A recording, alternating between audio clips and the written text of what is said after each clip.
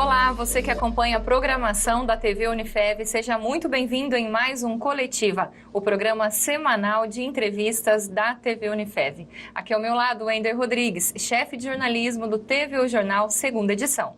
O nosso convidado de hoje é o capitão da Polícia Militar Ambiental da Companhia Regional de Fernandópolis, pertencente ao 4º Batalhão da Polícia Ambiental de Rio Preto e que responde pelo atendimento em Votuporanga, Jales e Santa Fé do Sul, Cássius José de Oliveira. Entre os diversos assuntos de hoje está o período de Piracema, que começou em novembro e termina agora em fevereiro. E também vamos falar sobre a Operação Força Ambiental, que comemorou em dezembro os 71 anos da Polícia Militar Ambiental. Capitão Cássius, seja muito bem-vindo e obrigada pela presença. Eu que agradeço a oportunidade de estar aqui. Para a gente é uma grande satisfação, estamos sempre à disposição. Cássius, bom, para começar então, a Polícia Ambiental é uma das áreas especializadas da Polícia Militar no estado de São Paulo, não é isso? O pelotão de Votuporanga atua em quais cidades da região? Qual a área de cobertura? Então, aqui na cidade de Votuporanga, né, temos o pelotão, né, pertence à 2ª Companhia do 4º Batalhão. Esse pelotão ele responde por 14 municípios nessa nossa região aqui de Votuporanga. Né? Vai Votuporanga, Inhandeara, Monções, Macaubal, vai até Riolândia, né, fazendo aquele limite do Rio Grande, né? Tá, então, todas chega essas Cardoso... cidades, Cardoso, Álvares Florense, Paris e todos esses municípios do entorno. Cássius, ainda há muita confusão de quando a pessoa deve acionar a Polícia Militar, a Polícia Ambiental. Se você puder explicar para a gente, para a população, quais são as atribuições da Polícia Ambiental? Então, essa é uma pergunta bastante importante, né? Nos dá a oportunidade de trazer um esclarecimento. A Polícia Ambiental é uma unidade especializada da Polícia Militar. Então, todas as atribuições de polícia na área de segurança pública nós temos. Temos toda a competência de atender todos os crimes de segurança pública de forma geral e como especialidade, até cumprindo uma função constitucional, nós cuidamos da salvaguarda do meio ambiente em todos os seus aspectos, né? Qualquer ocorrência que diz respeito ao meio ambiente, seja as questões de pesca, de fauna, de flora, até mesmo as questões de poluição, né? Pode acionar a Polícia Ambiental e a gente vai atuar e buscar resolver o problema, né? Correto. Em dezembro, a Polícia Ambiental comemorou 71 anos de criação no estado de São Paulo. São mais de 1.300 policiais envolvidos e 480 viaturas em todo o estado. Para comemorar a data, foi realizada a Operação Força Ambiental, né, capitão? Qual foi o resultado desse trabalho? Olha, esse trabalho teve uma ação muito significativa em todo o estado, né? Comemorando o aniversário que a Polícia Ambiental fez 71 anos, dia 14 de dezembro de 2020, né? Nós atuamos em todos os municípios do estado, trazendo a questão de segurança na área rural, né, para os produtores, para as comunidades que estão nessas importantes regiões produtivas do nosso estado, que traz aí a questão da pecuária, a questão da agricultura, o alimento, né, para a mesa do nosso cidadão, e também a questão do meio ambiente em si, né, promovendo aí a segurança ambiental. Então, nós temos aí apreensões, como, por exemplo, 14 armas de fogo, né, retiradas das mãos de pessoas que estavam com esses armamentos de forma ilícita, né, podendo aí promover diversos crimes, tanto os ambientais como os crimes na área de segurança também, né, como furto, roubos, né, a questão do abigeato, que é o furto, né, matar o animal para furtar a sua carne, né, furto de implementos agrícolas, de tratores, né. Então, toda essa questão aí, a gente sempre está atuando muito fortemente. Nós atendemos também inúmeras ocorrências de fauna, apreendemos mais de 600 animais silvestres em todo o estado. São mais de dezenas aí de horas navegadas nos nossos rios, promovendo também a segurança aquaviária nos nossos diversos mananciais. E também fiscalizando o período da Piracema, né?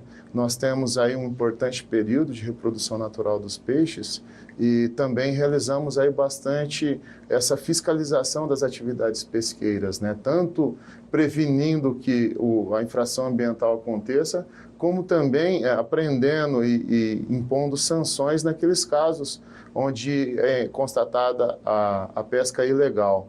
E lembrando também que o nosso estado contém também uma grande região de costa, né? E temos aí uma companhia marítima que faz todo o policiamento ambiental na nossa costa, na região marítima aí do nosso litoral. Pesquisando sobre o tema, eu percebi em vários lugares falando que a Polícia Militar Ambiental do Estado de São Paulo é considerada a maior força ambiental da América Latina, é isso? Isso. Hoje nós contamos aí com 2.000 homens, né? É o maior corpo de fiscalização da América Latina, né? E muitas vezes outras polícias de outros locais, né? Até mesmo de outros países, vêm conhecer o trabalho que é feito aqui no estado de São Paulo, né? Nós somos uma das mais antigas polícias ambientais também de toda a América Latina e temos um conhecimento bastante profundo dessa atividade. Hoje a gente conta muito com a questão da tecnologia, né? Nas nossas fiscalizações. Nós já temos o uso do drone já há bastante tempo, fazendo aí sobrevoo de áreas degradadas, também a questão da prevenção, né? De áreas, espaços especialmente protegidos, que são as nossas matas, que são mananciais importantes, áreas de berçários, né? Dos nossos rios, né? Então, próximas hidrelétricas, que é uma área importante de relevância pesqueira, né? De proteção natural dos peixes, né? Então, a gente faz também esse trabalho, né? Nós fazemos aí um trabalho aí de monitoramento também com imagens de satélite já há bastante tempo. Então, nós temos uma espécie de um convênio, né? Com o INPE, né? Onde a gente tem aí a troca de informações, o nosso treinamento do nosso efetivo, a disponibilidade de imagens de satélite. Então, a gente compara aí anualmente a evolução da nossa flora. Por exemplo, o estado de São Paulo, ao contrário do que acontece em muitos outros estados do Brasil, é o único estado que aumenta a quantidade de vegetação nativa anualmente. Enquanto outros estados há uma diminuição, né, isso aí sendo explorado aí pela grande mídia, né, veiculado diariamente aí nos nossos noticiários, o estado de São Paulo a gente não vê muito essa questão do desmatamento. Isso é resultado do trabalho de prevenção, né, que a Polícia Ambiental tem feito aí em todo o nosso estado. E o próprio trabalho de conscientização também, né, capitão, que vocês acabam tendo com essa população.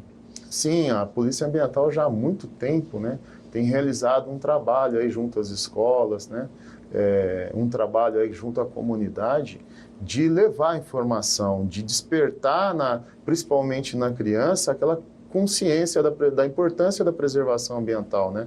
E isso tem resultado, nós temos tido um resultado muito bom, né? Que hoje em dia a criança, ela traz a consciência para os pais, né? O maior exemplo é quando o pai está lá dirigindo o seu veículo, né? E às vezes vai jogar de forma inopinada, né? Vai jogar um papel no chão, um chiclete, uma bala, e a criança alerta o pai, né? O pai, isso aqui já não pode mais fazer, né? Temos que cuidar do nosso meio ambiente, temos que deixar um mundo melhor para os nossos filhos, né? Então, isso aí é bastante fruto desse trabalho de conscientização que a gente vem fazendo, não só com as crianças, mas com todas aquelas comunidades que têm a probabilidade de promover uma ação lesiva ao meio ambiente. Então, seja aquele pescador que rotineiramente está sobrevivendo da pesca e muitas vezes não tem as menores condições financeiras, né? Então, como você vai explicar para ele que ele tem que preservar o meio ambiente se ele não tem o que comer, né? Já teve denúncias que a gente foi atender e veja a importância do trabalho ambiental. Eu digo que o nosso trabalho ele é mais do que ambiental, ele é socioambiental, né? Então, fomos atender, por exemplo, uma ocorrência de caça na casa de uma pessoa que era tido aí como um suspeito, né? E ao chegar lá, o pai, a esposa tinha abandonado ele com 4 filhos pequenos, né? Inclusive um filho de colo, né? E aí a equipe foi verificar se ele tinha carne de caça na geladeira. E ao se deparar com a geladeira lá, viu que não tinha nem alimento, né? E aí acabamos fazendo uma ação social, né? Conseguimos algumas cestas básicas, pago pelos próprios policiais, né? E fizemos a doação aí para essa pessoa, né? Então, ao invés de uma ocorrência policial, acabou resultando numa ação social, né? Então, esse é o exemplo, né, que tem que ficar aí para essa pessoa, né? Olha, eu não devo caçar, né? Eu não devo promover dano ao meio ambiente, né? Tem outras formas de a gente conseguir o alimento, né? Tem outras formas de a gente preservar o meio ambiente, né? E fazer o nosso desenvolvimento de forma sustentável, né? E às vezes a informação é que ajuda nesse sentido, né, capitão? Sim. Aqui na nossa região, quais são as principais infrações ou crimes registrados nos últimos tempos? Então, quando a gente fala em crime, né, infração ambiental, na nossa região nós temos que destacar a questão da sazonalidade, né? Então, nós estamos atravessando aí um período de Piracema. A Piracema começou em novembro, né? Anualmente ela começa no mês de novembro e vai até o mês de fevereiro do ano seguinte, né? Aí o pessoal sempre pergunta, né? Acaba perguntando para a gente, pô, mas no período da Piracema, então, é que vocês mais têm problemas com relação à pesca, né? E aí a gente sempre esclarece que quando fecha a pesca, né, aí nós temos bastante problema, né? Porque mudou a regra do jogo, né? E nem sempre as pessoas estão atentas a essa informação, né? E por isso que é importante esclarecer, né? E os veículos de comunicação nos auxiliam muito com relação a isso, né? E quando abre a pesca também, muita gente passou muito tempo sem pescar, né? E naquela ansiedade de capturar a maior quantidade possível de peixe, né? Ele acaba capturando peixe com medidas inadequadas, capturando peixes de forma excedente, ou usando um método não adequado, não permitido para a captura daquele pescado, né? Ou está pescando de forma correta e se empolga e esquece do limite que ele tem, que é de 10 quilos, mas um peixe de qualquer tamanho por pessoa, né? Então, sempre acontece isso. Nos demais períodos do ano, também é importante destacar as ocorrências de incêndio, né? Aqui na nossa região, nós temos um grande problema climático, né? Não chega a ser problema, é uma característica da nossa região, né? Nós temos aí uma estação muito chuvosa, que é do período do verão, né? E dos meses aí de abril até fim de setembro, um período muito grande de estiagem, onde a umidade do ar ela costuma cair muito, chega aí semelhante ao clima de deserto, com umidades variando em torno de 10%, e altíssimas temperaturas, né? Chegando aí a 40, os termômetros registram no período do meio do ano, às vezes até 40 graus, né? Com fortes ventos aí a partir do mês de agosto, né? Então, essa é a fórmula perfeita para a ocorrência danosa de incêndio, né? E a gente também tem registrado aí todo um trabalho de prevenção e atuação nessas ocorrências de incêndio aí nesses períodos críticos, principalmente. Temos outras ocorrências, como a caça, né? Chega no meio do ano, né? O regime de chuva ele diminui e o terreno fica mais propício, né? Para as pessoas atravessarem os rios, atravessarem os brejos. Então, isso facilita a atividade do caçador, né? E nós temos uma questão cultural, né? Desde a época da nossa colonização, né? Até mesmo aquelas práticas utilizadas pelas tribos indígenas, essa cultura de caçar, né? Caçar para obter alimento, né? Temos bastante disso aqui ainda, né? E é uma atividade ilícita, né? Então, temos... corriqueiramente aí essa vez por outra tem uma ocorrência de caça de animal silvestre, as ocorrências de desmatamento, né, uma coisa que preocupa bastante, seja o corte de uma árvore isolada, seja aí grandes fragmentos florestais, né? O que acontece, a gente sempre acaba flagrando, né, com o trabalho de monitoramento, com imagem de satélite. Às vezes a pessoa fala assim, não, mas teve denúncia, não teve denúncia, né? É só comparar uma imagem de um ano para o outro e ver a evolução florística daquele local. Aí muitas vezes a pessoa já escoou a madeira, já enterrou, né, as árvores cortadas, né? todo aquele resultado do desmatamento, e a gente chega lá com a imagem de satélite, né, a comparação antes e depois, e aí acaba sancionando da mesma forma. A pessoa responde muitas vezes por crime ambiental, né, e aí acaba recebendo ainda uma grande multa, e além da obrigação de reparar o dano. Então ele não fica livre daquele, ele tem que recompor aquela floresta que ele desmatou naquele mesmo local, né, ele não pode utilizar. A área fica embargada, então tem toda uma consequência jurídica aí do desdobramento da ação, né? É justamente sobre isso que eu quero, essas consequências que eu quero perguntar para o senhor. Na sua avaliação, a legislação ambiental brasileira, ela cobre todas as necessidades, capitão? Então, nós temos uma legislação, ela foi muito elogiada, né? É uma legislação de destaque internacional, né? Pela questão de proteção, né? De ser um instrumento forte de proteção ambiental. Mas, resultante de um processo legislativo, né, evidentemente, ela tem, sim, seus pontos fracos, né?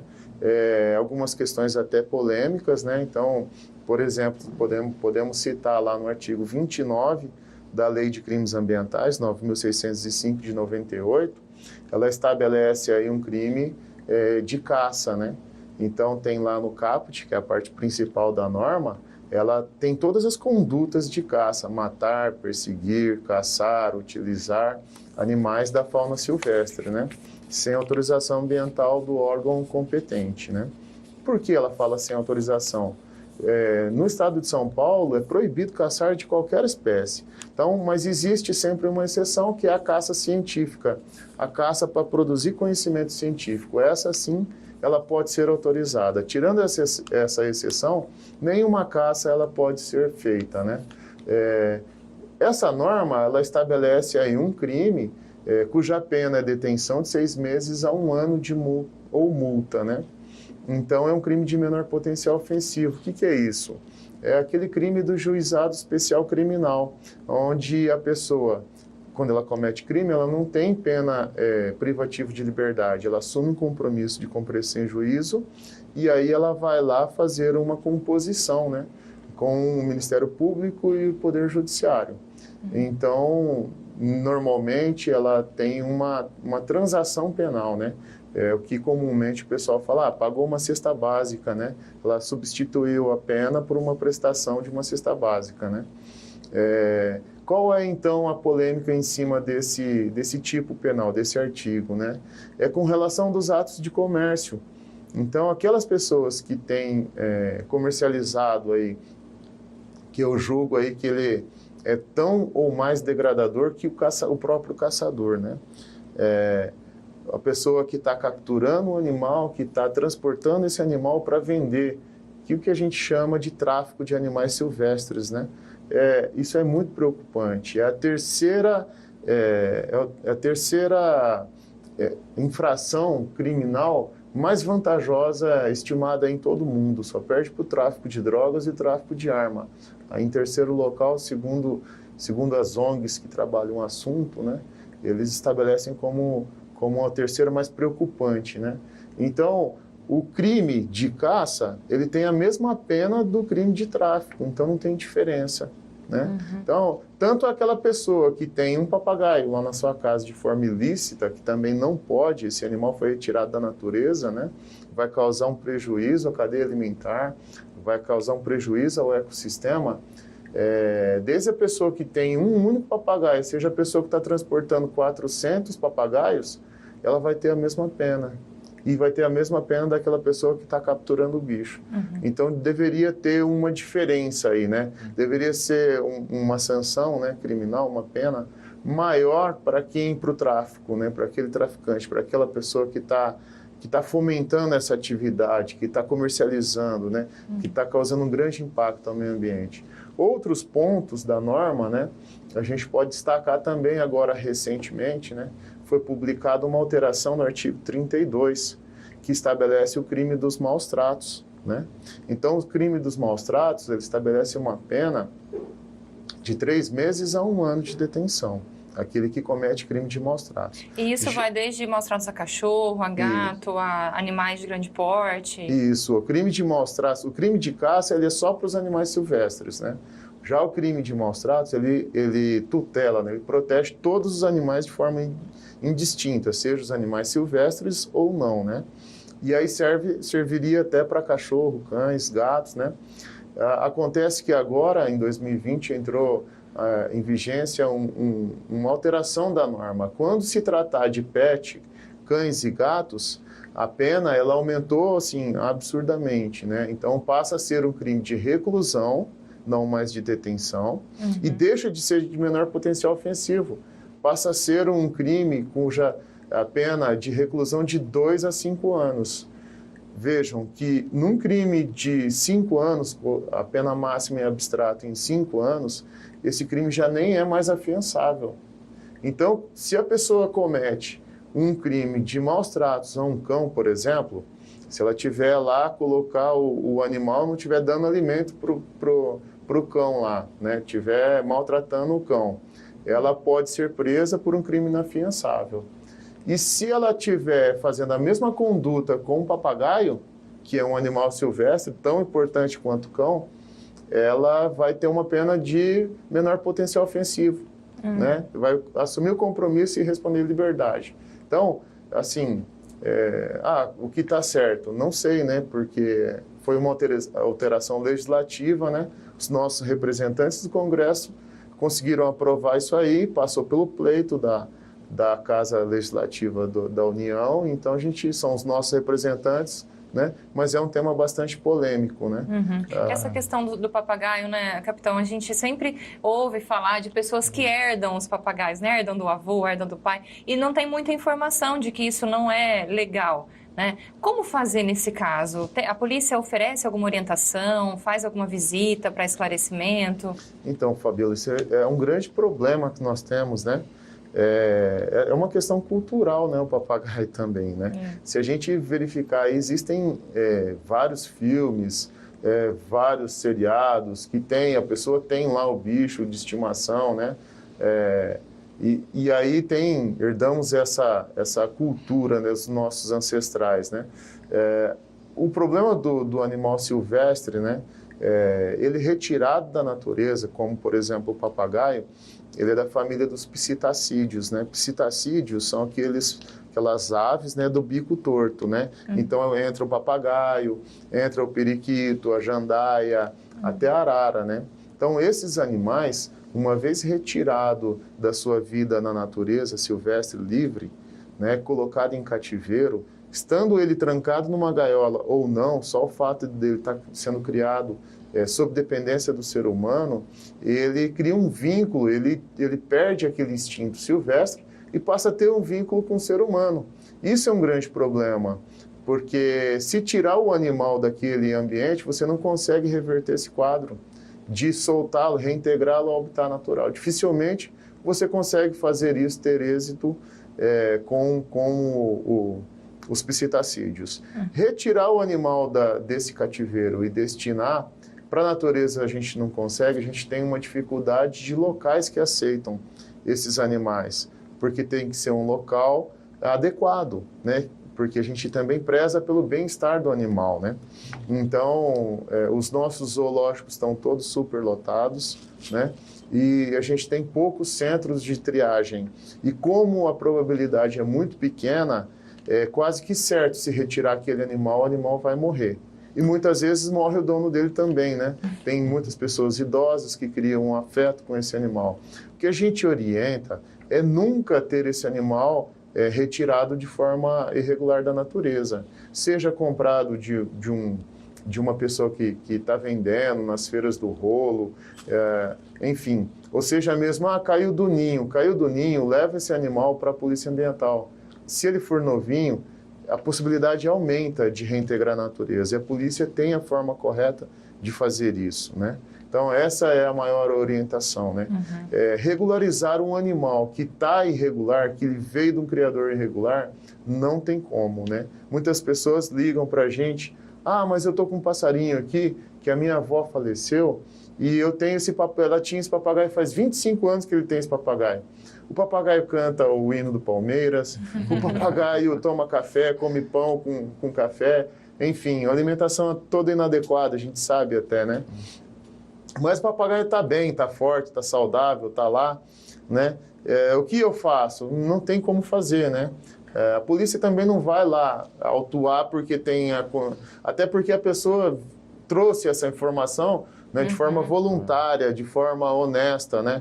E quer fazer a coisa de maneira certa, né? Então mantém esse animal lá, mas o manter esse animal não está livre de ser autuado, né? De cometer, a pessoa tem que estar ciente que ter um animal silvestre sem autorização ambiental exigível, né? E nesse caso aí é o IBAMA ou o DEFAL, que é o Departamento de Fauna do Estado, que são os órgãos ambientais competentes para dar essa autorização, ela está suscetível aí a receber uma multa que vai de R$500 por animal, e isso pode ser multiplicado se esse animal estiver ameaçado de extinção, pode ter a apreensão desse animal, né?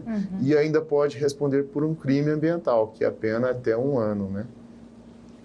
Capitão, outra situação que vocês também abordam bastante, você estava me comentando sobre isso, muita gente não sabe, é a questão do furto de gado e outras ocorrências na área rural, voltadas a propriedades rurais, é isso? A Polícia Ambiental também atua nesse sentido?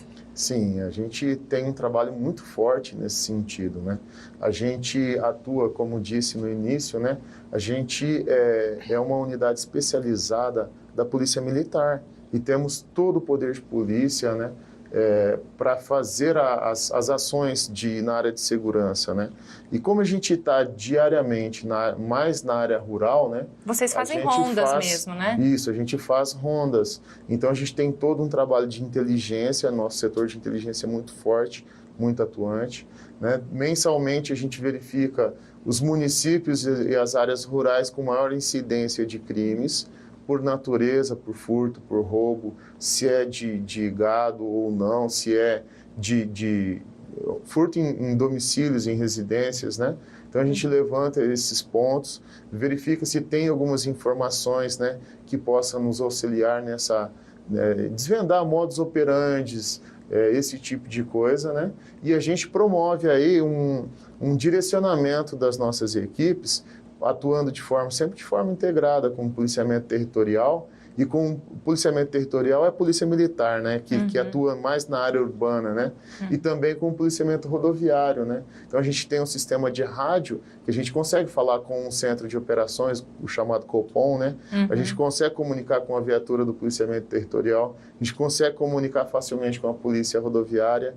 Então a gente faz muitas ações integradas, né, e a gente tem bons resultados nessa área. Capitão, inclusive a nossa região é muito rural, né, até muita gente nos assiste, o pessoal do sítio, né? Vamos falar assim das chácaras aí. Quais são as orientações que a gente poderia dar a esses moradores que de repente tem alguma ocorrência, para onde ligar, ou então até como evitar que isso aconteça? Existe alguma possibilidade? Fabiola, é espetacular essa sua pergunta, né?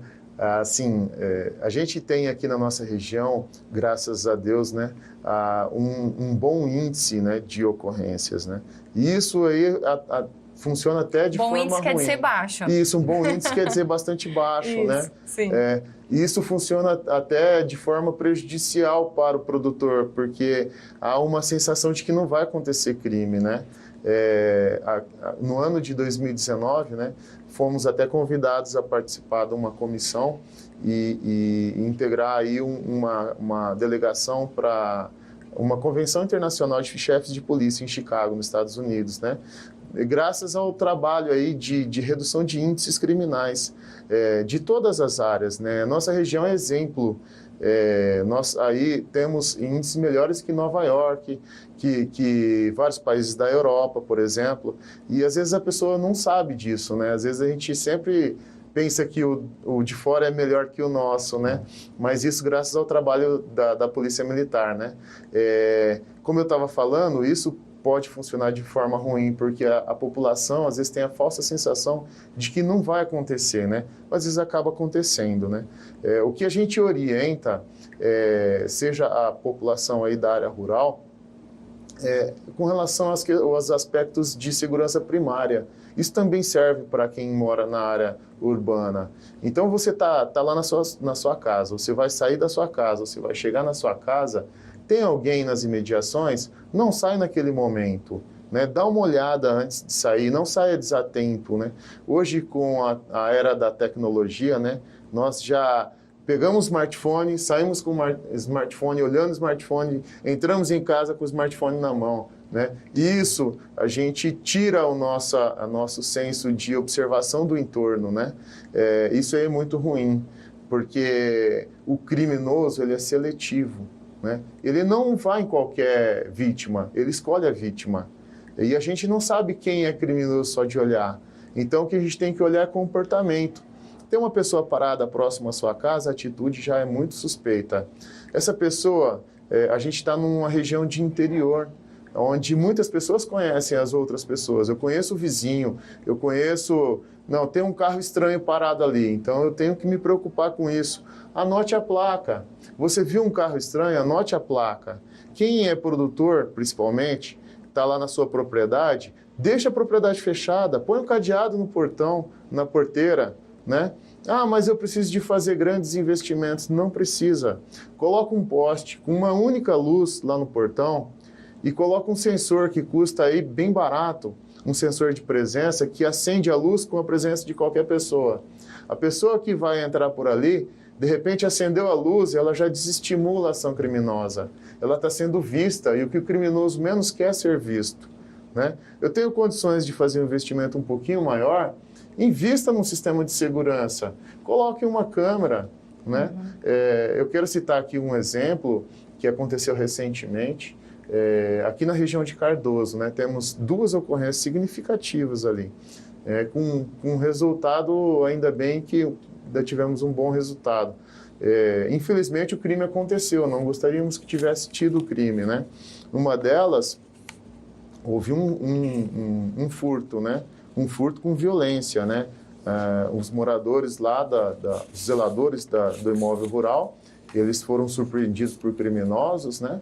E esses criminosos aí usaram de violência e furtaram lá uma quantidade de dinheiro, né? E também botijão de gás e alguns pertences do imóvel, né? E o que foi fundamental para esclarecer esse crime, né? Eu atuei nessa ocorrência, né? Nós estivemos no local e um sítio vizinho tinha um sistema de câmera que filmou um carro. Nos dias que antecedeu a ação criminosa, filmou um carro com as mesmas características do veículo visto naquele dia da ação, né? Isso foi fundamental para a gente chegar e encontrar o veículo e saber e encontrar o autor dos fatos e estão respondendo criminalmente por esse roubo, né? Um outro fato também bastante relevante, também no município de Cardoso, que eu também atuei, né? Um produtor nos ligou, nos acionou, dizendo que tinha um confinamento de Nelore, né? E que tinha um caminhão, tinha ido lá visitar a propriedade e subtraído 15 Nelores, né? Então, nós temos aí um grande valor pecuniário, né? dessa carga de bovinos, né?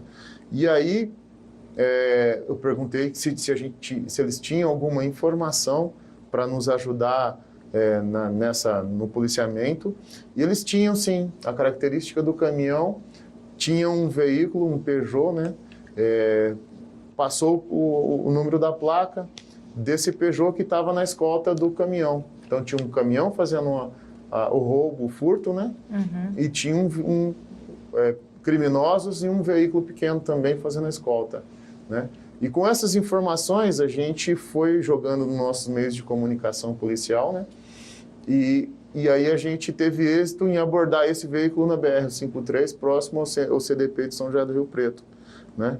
Então conseguimos identificar, o gado era marcado, né? Então essa é uma outra importante dica, né? Quem é pecuarista, que marque o gado, né? Que faça a compra e a venda desses animais com a guia de trânsito animal, porque isso também é um outro problema. Veja bem, se a gente, no dia a dia, no policiamento, se deparar com uma carga de bovinos, né? E esse bovino ele é comercializado sem a nota fiscal de produtor e sem a guia de trânsito animal, né? Não é só uma questão tributária, né? É uma questão de segurança, porque eu não sei, eu como policial, eu não sei se esse animal tem procedência ou não, né? E eu poderia estar recuperando um animal furtado. Muitas vezes eu não tenho esse elemento, né? Uma outra questão também que é bastante importante a gente discutir é a questão dos implementos, né? Então, a maioria das pessoas, né, tem veículos, né? Carro, motos, né? E aí a gente tem veículos de todos os preços, mas se a gente pensar num veículo popular, hein, em torno de 30, 40 mil reais, né? Mas quando a gente fala isso para o meio rural, né? Os tratores, né? Por exemplo, eu começo já com um valor mínimo bem acima disso, né? Tem valores aí, tratores básicos aí a partir de 100 mil. Tem tratores que custam 300, 400, 500 mil, dependendo do equipamento, né? São equipamentos com um grande valor comercial, grande valor agregado, né? E aí eu tenho a mesma dificuldade, porque esse equipamento não tem documento, não tem chassi, não tem número controlado, né? E como que eu sei? Se eu tiver num policiamento, eu verifico um caminhão transportando um trator, como que eu sei se esse produto é de procedência ou não, né? Então, uma outra questão de segurança também, a gente hoje em dia está digitalizando tudo, né? O documento veicular digital, a CNH é digital, né? Mas hoje no Brasil a gente tem o nosso registro geral, né? Nosso RG, identificando uma pessoa. E a gente ainda consegue licitamente ter 27 RGs, né, no Brasil. E as questões criminais, elas estão vinculadas, né? Os cadastros criminais estão vinculados ao RG, né? Então, isso aí ainda é uma preocupação. Essas bases de dados, elas precisam estar integradas, né? Para que a gente possa, no nosso dia a dia, conseguir identificar o criminoso da pessoa comum, né? Bom, nós vamos deixar aqui todos os canais de atendimento da Polícia Militar Ambiental de Votuporanga, já deixa anotadinho aí do lado do telefone, né, para ajudar nesse tipo de ocorrência. A gente vai para um breve intervalo, mas voltamos daqui a pouquinho. Nosso assunto no próximo bloco é Piracema e vários outros crimes relacionados à Polícia Ambiental. Até já!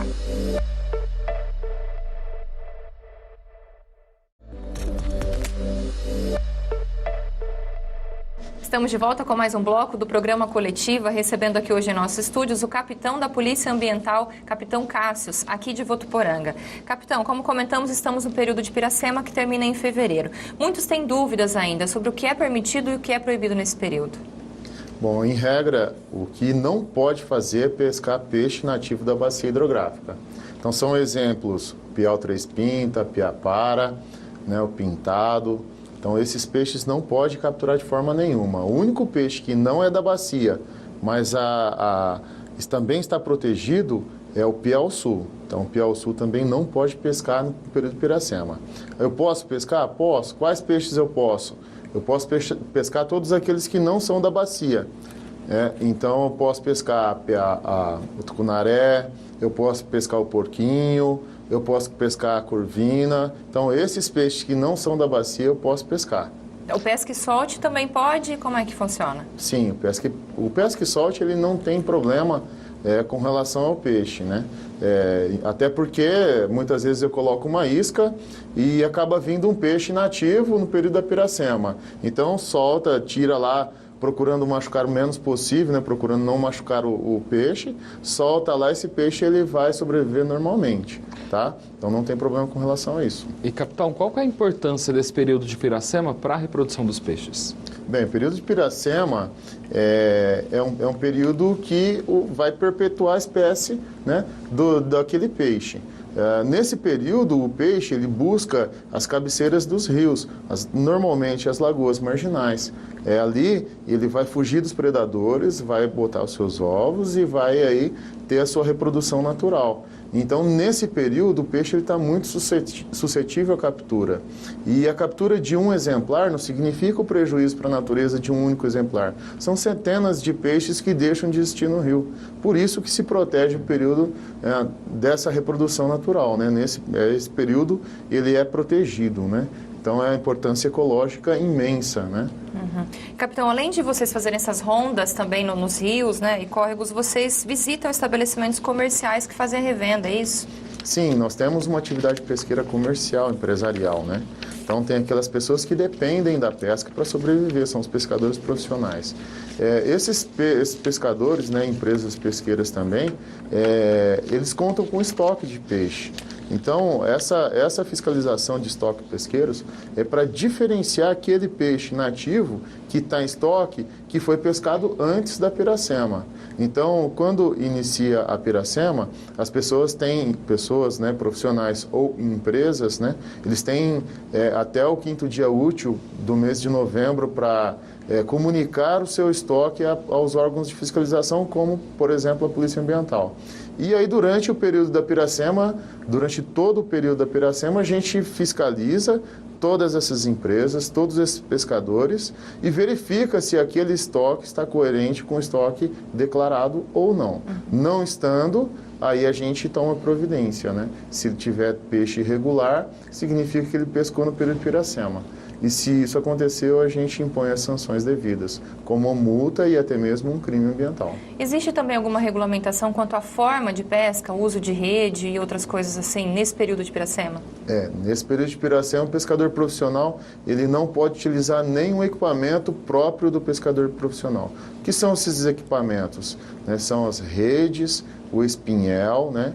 Então, todo esse equipamento que só o profissional pode capturar o peixe. Né? Também na pesca amadora, o arbalete, né, que é um instrumento de pesca amadora, ele não pode ser utilizado aí durante a piracema, nem pelo profissional e nem pelo amador. Capitão, agora mudando um pouquinho de assunto, é muito comum em sítios, chácaras da nossa região, a criação daquela represa artificial, seja para pesca ou para nado. Ela é permitida?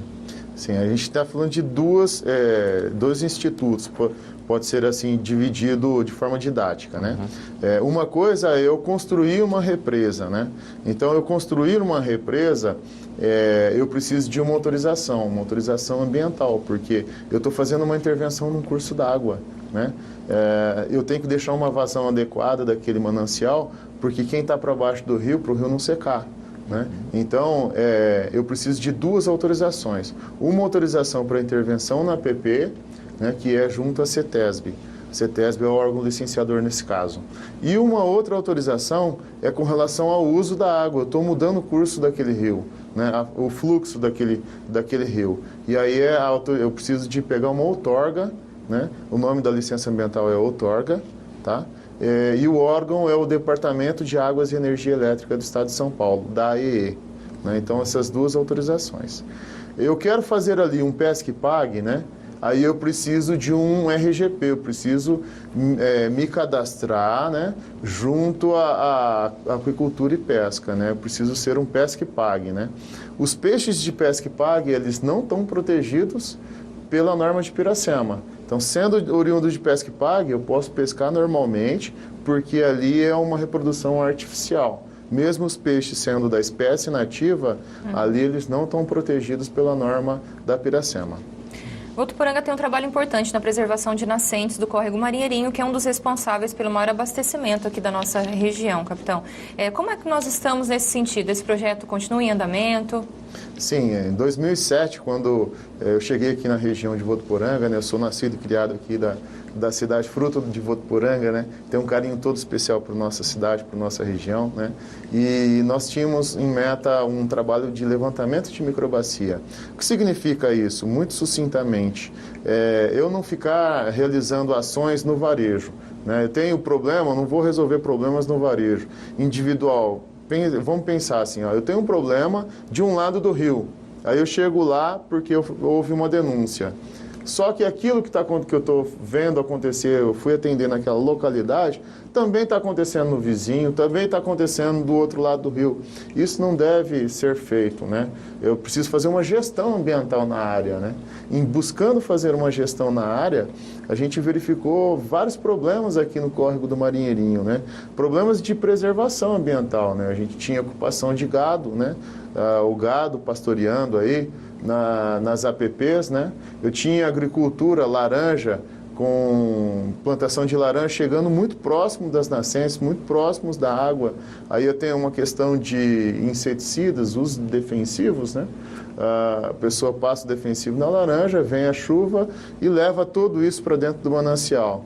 Lembrando que o manancial abastece uma importante fonte de captação de água para Votuporanga, né? Na época, a gente fez uma estimativa, a gente sabe que tem hoje os poços profundos, mas ele chegava a abastecer 2/3 da população de Votuporanga, né? Essa captação de água superficial da represa do Marinheirinho, né? Da SAEV. E isso é bastante relevante, realizar um trabalho de preservação nessa área. Em busca disso, o que a gente fez? Usando tecnologia, né, equipamentos de GPS, a gente percorreu todos os pontos do manancial, né? Na época, consultamos a SAEV sobre quantas nascentes tinha o Marinheirinho, né? Na época, eles tinham informação de 17 nascentes, né? Nós mapeamos 37, ou seja, 20 nascentes a mais do que eles tinham conhecimento, né?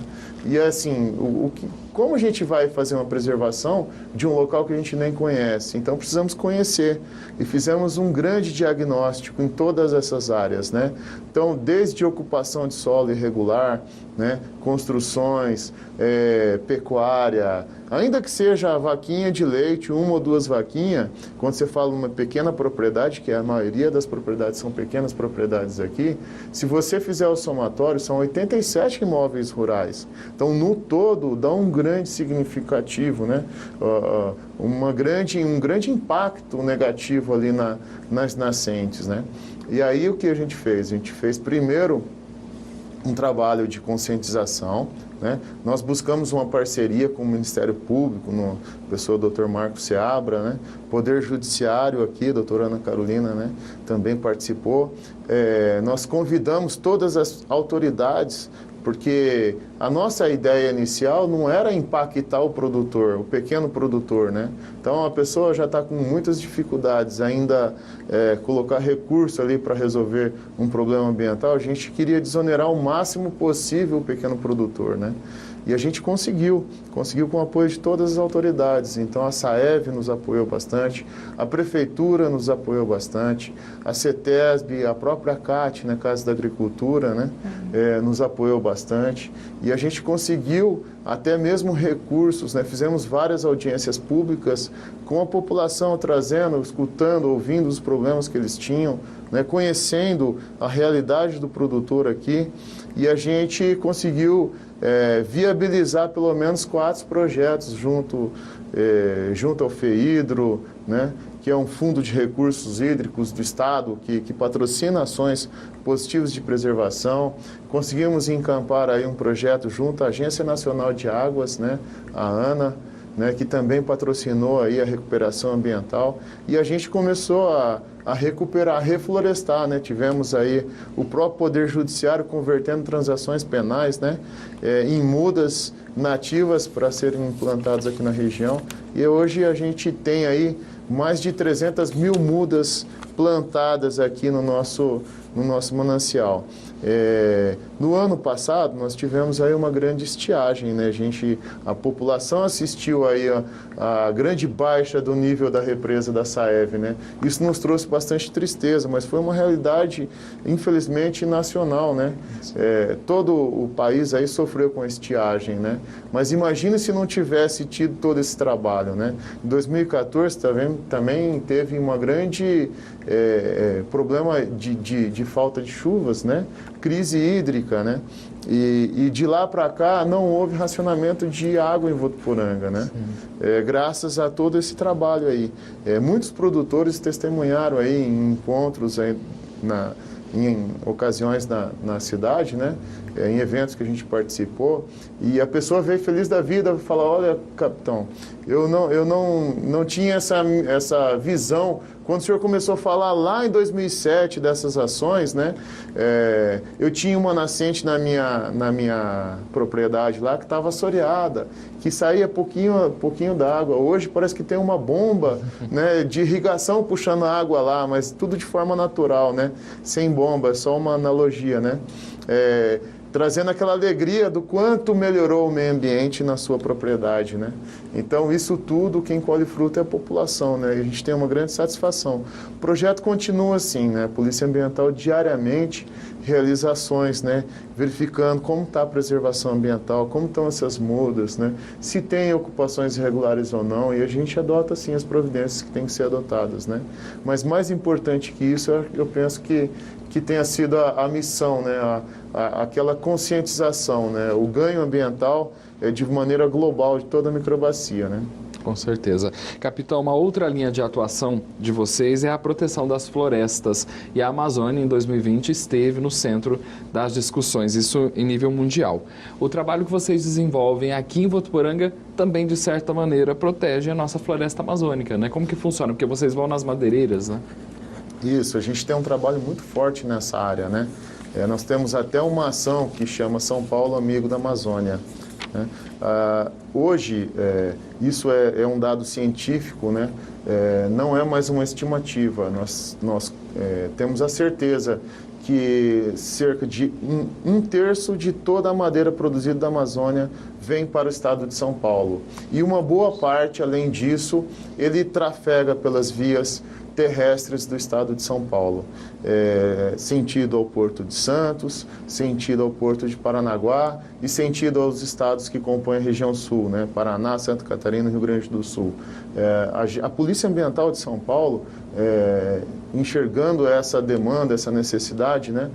Teve a iniciativa de promover uma sistematização do policiamento nas estradas, né? Nós estamos aqui na principal porta de entrada, né? Nós estamos na divisa dos estados de Minas e Mato Grosso do Sul, importante porta de entrada da madeira que vem aí da região da floresta amazônica, né? E periodicamente a gente realiza as fiscalizações no modal rodoviário, né? Nas rodovias.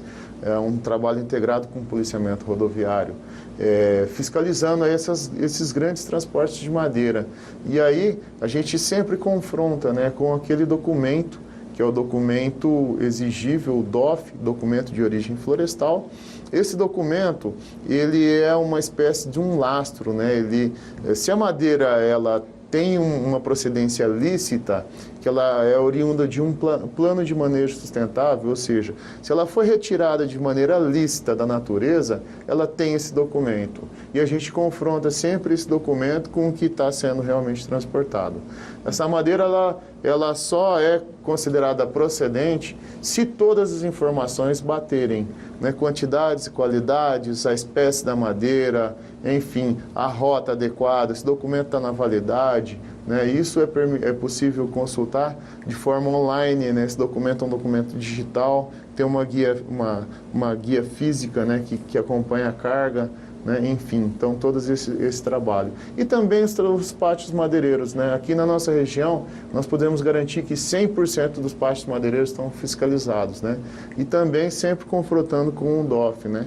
Que fica sempre, todo pátio madeireiro ele tem um pátio virtual e esses pátios têm que coincidirem, né? Isso para assegurar toda a cadeia de custódia lícita da madeira, né? Capitão, você comentou sobre os incêndios. Qual foi o principal motivo desses incêndios? Do que provocou essa maioria desses incêndios? A gente tem aqui, como disse, né, o regime bastante severo, né, de estiagem, né? E, assim, nós temos também uma característica da nossa área rural com um grande manta canavieira, né? Nós temos inúmeras empresas da área canavieira aqui instaladas na nossa região e esse canavial, né, tem sido sempre um grande motivo de preocupação, porque naturalmente é uma biomassa que está ali. Quando o período seca, né, quando tem poucas chuvas, esse material fica muito suscetível a queimas. Nesse sentido, a gente sempre fiscaliza, né, as medidas preventivas que o empreendedor tem que adotar. Independente dele ser o autor direto que tenha colocado fogo, ele pode ainda responder por um crime ou por uma infração administrativa do incêndio na sua propriedade, receber as multas e as sanções. O que a gente mais tem observado é a falta de cuidados com esse canavial, né? Então, a falta de construção de acero, muitas vezes está se colhendo de forma mecanizada, né? Mas não tem um caminhão-pipa ao lado dessa máquina de colheita ou à disposição como tem que haver, né?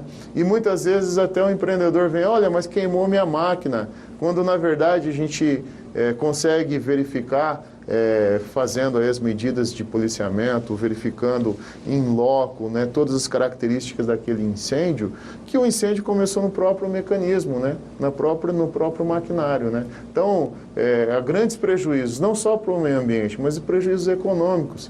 Você tem plantações lindeiras, né, plantações vizinhas de laranja, você tem plantações de seringueira.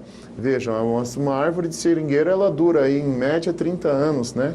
Então, um incêndio pode matar a plantação e aí tem um grande prejuízo, né? Você tem vidas, né, sendo colocadas em risco, né? Pessoas que moram na área rural, né? Pessoas que trafegam na área rural. Então, tudo isso é muito preocupante, né? E a Polícia Ambiental está atenta a essas questões. Então, a gente, no início da safra, a gente exige que essas empresas canavieiras, esses empreendedores, seja pessoa física ou empresa, que eles tenham aí um plano de prevenção e também um plano de auxílio mútuo, né?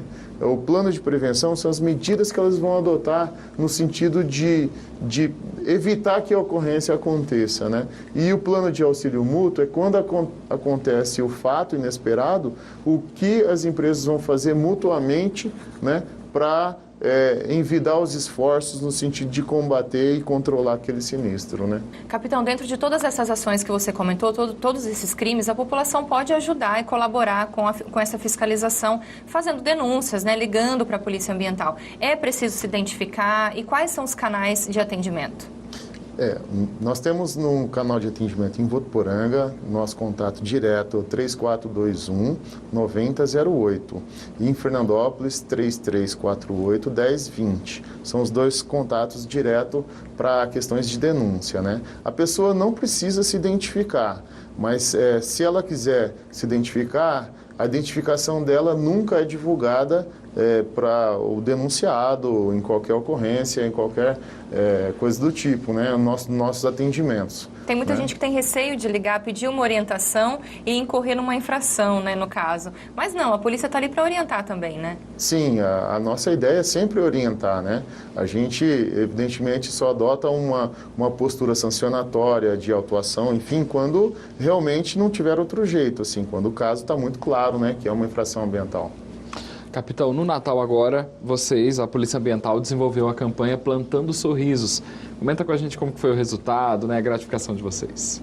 É muito importante, né, essa ação, porque nós tivemos aí um grande incêndio na Estação Ecológica do Noroeste Paulista, na região de São José do Rio Preto, né? E a ideia era promover uma ação ambiental vinculada a uma ação social, né? Então, a proposta aí de arrecadar brinquedos e para cada brinquedo arrecadado, uma árvore plantada na estação, então a gente consegue unir as duas coisas, isso é muito relevante, né? O sorriso no rosto de uma criança é impagável, né? É uma coisa que nos traz muita satisfação, né?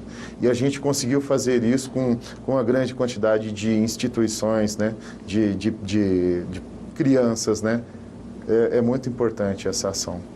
Bom, capitão, fica aqui então o nosso agradecimento da TV Unifev pela sua presença aqui hoje em nossos estúdios, no programa Coletiva, trazendo aqui ao pessoal de casa informações sobre crimes ambientais e orientações em geral nesse sentido. Ao Ender, muito obrigada também pela presença e parabéns pelo trabalho de vocês. Muito obrigado, a satisfação é imensa e a Polícia Ambiental está sempre à disposição da população. E a você de casa, continue acompanhando a programação da TV Unifev. Se você desejar assistir aos programas anteriores do Coletiva, é só acessar o nosso YouTube. Voltamos na próxima semana. Até lá!